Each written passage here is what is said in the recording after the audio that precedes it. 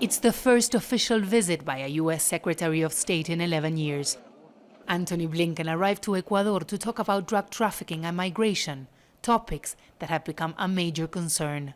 When it comes to security, when it comes to dealing with narco trafficking, this is a shared concern and a shared fight.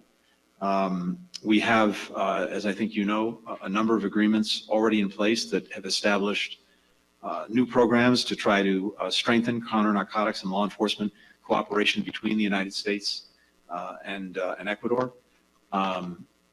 Trafficking, money laundering, other transnational organized crime. The arrival of U.S. Secretary of State Antony Blinken happened just as the Ecuadorian President Guillermo Lasso declared the state of emergency in this country following a wave of violent crimes related to drug trafficking. The state of emergency will last for around 60 days, a period in which the armed forces will be allowed to participate in arms and drugs confiscation operations. Analysts say Ecuador has become a distribution hub for drugs, with trafficking increasing killings and robberies.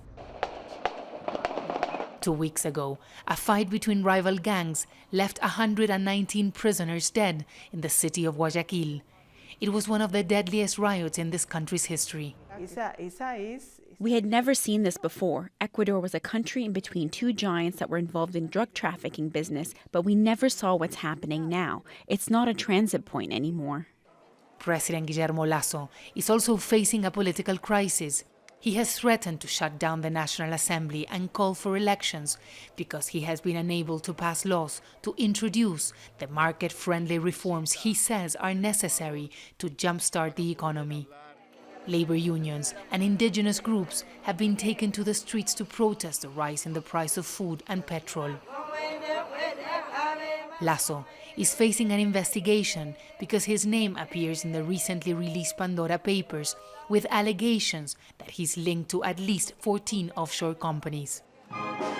Secretary of State Blinken's visit is seen here as a show of support to an ally in the region during difficult times. Teresa, Al Jazeera, Quito.